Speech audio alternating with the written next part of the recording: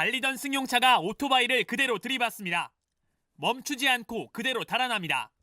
넘어진 오토바이는 밀려가고 바닥엔 운전자가 쓰던 헬멧이 뒹굽니다. 지난 12일 밤 자정쯤 난 사고입니다. 샌드위치 가게를 운영하는 31살 이모 씨가 배달 갔다 오던 길이었습니다. 이 씨가 타고 있던 오토바이에는 사고 당시 흔적이 그대로 남아 있습니다. 달리던 중에 사고가 나면서 제가 있는 이곳까지 30m가량을 밀려왔습니다. 이 씨는 아내와 함께 작은 가게를 꾸려왔습니다. 밤 11시 41분 마지막 배달 주문이 들어왔고 직접 오토바이를 몰고 나섰습니다. 집에 먼저 들어가 있으라는 남편 말은 마지막이 됐습니다.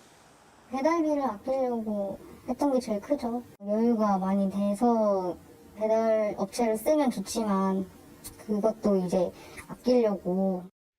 이 씨와 아내 결혼한 지 이제 한 달째입니다. 신혼이지만 남편 이 씨는 새벽부터 밤 늦게까지 샌드위치를 만들고 직접 배달 일을 했습니다. 이 씨는 아내와 더 넓은 집에서 살고 싶다는 꿈이 있었습니다.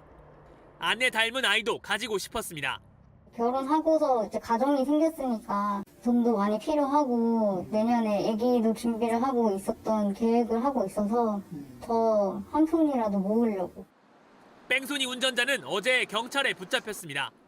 휴가 나온 20대 군인이었습니다. 혈중 알코올 농도가 0.11%로 만취 상태였던 걸로 조사됐습니다. 과거 음주운전으로 면허 취소 상태였는데 어머니 면허로 공유 차량을 빌려 또 사고를 냈습니다. 술 취해 잡은 운전대는 한 가정의 꿈을 깼습니다. JTBC 정영재입니다. 지난해 12월 배달 나갔던 한 30대 자영업자가 음주 뺑소니 차에 치여 숨졌다는 소식 전해드렸습니다. 결혼한 지 한 달밖에 안 된 새신랑이라 안타까움을 더했는데요. 재판 과정에서 가해자가 피해자를 친 뒤 휴대전화와 겉옷을 바로 차 밖으로 버리고 집으로 가서 자다가 붙잡힌 사실이 드러났습니다. 정영재 기자입니다. 오토바이가 나뒹구는 걸 보고도 승용차는 그대로 달아납니다. 아내와 작은 샌드위치 가게를 운영하는 이모 씨는 도로에 쓰러졌습니다. 쓰고 있던 헬멧이 날아갈 정도로 강한 충격이었습니다. 한 푼이라도 더 벌기 위해 직접 배달까지 나섰던 30대 자영업자가 음주운전 차량에 치여 뇌사 상태에 빠졌습니다. 결혼한 지 한 달째 신혼부부. 남편은 사고 이틀 뒤 숨졌습니다. 가해 운전자는 휴가 나온 22살 군인이었습니다. 사고 당시 옆자리 동승자는 차를 세우자고 했지만 듣지 않았습니다. 오히려 휴대전화와 겉옷을 차 밖으로 버렸고 집에 들어와 자고 있다가 경찰에 붙잡혔습니다. 어떻게 진짜 사람이 그럴 수가 있나.